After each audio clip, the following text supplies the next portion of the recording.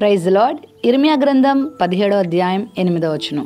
వాడు జలముల యొద్ద నాటబడిన చెట్టు వలె ఉండును, అది కాలువల ఓరను, దాని వేళ్లు తన్నును, వెట్ట కలిగినను దానికి భయపడదు, దాని ఆకు పచ్చగా ఉండును, వర్షం లేని సంవత్సరమున చింత నొందదు, కాపు మానదు. యెహోవాను ఆశ్రయించిన వాని జీవితం ఎలా ఉంటుందో ఇక్కడ వివరించడం జరిగింది. జలముల యొద్ద నాటబడిన చెట్టులా వాని జీవితం ఉంటుందన్నమాట.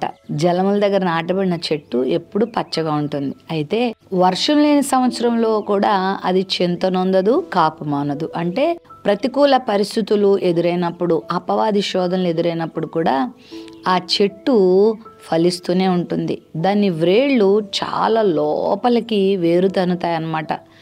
సో దేవుని ఆశ్రయించేవారు అనుదిన జీవితంలో వారి యొక్క అనుభవాలలో దేవుని కృపను పొందుతూ, దేవుని సహాయాన్ని పొందుతూ వారు వర్ధిల్లుతూనే ఉంటారు. కాబట్టి దేవుని నమ్ముకోవడం అనేది ఒకరోజు ప్రక్రియ కాదు, అది అనుదిన ప్రక్రియ. ప్రతిరోజు దేవుని మీద ఆధారపడుతూ, దేవుణ్ణి నమ్ముకుంటూ, విశ్వాసంలో మనం సాగిపోతూ ఉన్నప్పుడు మనము ఫలిస్తూనే ఉంటాం, వర్ధిల్తూనే ఉంటాం. పరిస్థితులు మారినా, కాలం మారినా, మనుషులు మారినా, జీవితంలో ఆయా రకాల గాఢాంధకారాలు క్రమ్మినా మన జీవితము చెక్కు చెదరదు. ఆ జీవితాన్ని ఆశీర్వాదకరంగా దేవుడు నడిపిస్తాడు. ఈ ఉదయకాల సమయంలో నీ జీవితంలో వర్షం లేని సంవత్సరాలు ఉన్నాయా? ఇబ్బందికరమైన పరిస్థితులు ఉన్నాయా? ఊహించని అపవాది శోధన నీకు ఎదురవుతుందా? సజావుగా సాగిపోతున్న నీ జీవితంలో మరి అపవాది తంత్రాలు ఏమైనా నీ మీద ప్రయోగిస్తున్నాడా? ఏం చింతపడద్దు, నీ కాపు మానద్దు. దేవుని మీద అచంచలమైన విశ్వాసాన్ని ఉంచుకో.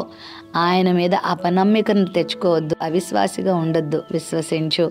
నీ జీవితం నీ దేవుని చేతిలో ఉంది, ఆయన చేతిలో భద్రంగా ఉంది. ఆయన కొరకు నమ్మకమైన పాత్రగా జీవించు.